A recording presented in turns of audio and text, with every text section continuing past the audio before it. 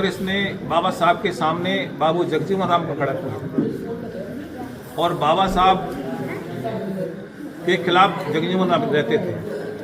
और जब बाबा साहब मेरठ में आए थे, जगजीवन राम जी ने उनका अपमान कराया था। इसी तरह वो लड़ाते रहे। उसके बाद ये सोचते थे कोई इनमें नेता ना बन पाए। जब बाबा साहब नहीं रहे तो जगजीवन राम जी को नेता माना। जगजीवन राम जी को नेता माना तो उनके सामने बीपी मौर्य खड़ा कर दिया। जब जगजीवन राम ने बीपी मौर्य को नेता माना, बीपी मौर्य के सामने चांदराम को खड़ा कर दिया। जब चांदराम को नेता माना तो पासवान को खड़ा कर दिया। यानी कांग्रेस हो चाहे बीजेपी हो, ये नहीं चाहती कि हमारा समाज एकजुट हो।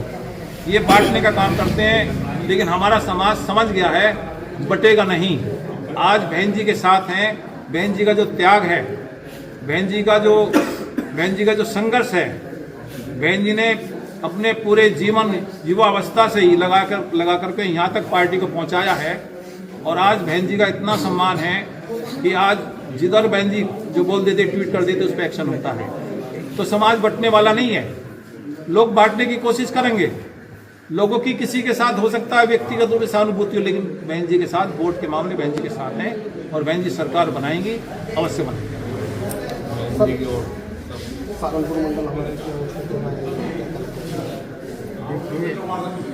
हमारे बाबू विजय सिंह जी ये पार्टी के साथ उस दौर से जुड़े हुए हैं जब मान्यवर साहब श्री काशीराम जी गांव दर गांव जाकर के लोगों को जोड़ने का काम किया और बहुजन समाज पार्टी और पाम सेव के तीनों फ्रंट पे इन लोगों ने काम किया है। और साथियों, ये देन जो आज बहुजन समाज पार्टी की, ये हमारे विजय सिंह जी जो हमारे मंडल के और पूर्व में प्रदेशों के कहीं के प्रभारी भी रहे हैं, तो ये इन कर्मठ और जुझारू जो आदरणीय बहन जी के और उस हर दौर में ये पार्टी के साथ रहे हैं, अच्छे दौर में भी और बुरे दौर में भी। साथियों, जब ये लोग आज रात के समय गांव दर गांव जाकर के बूथ लेवल तक की मीटिंग कर रहे हैं, तो बहुजन समाज पार्टी की निश्चित ही रूप से 2027 में सरकार बनने का ये संकेत है।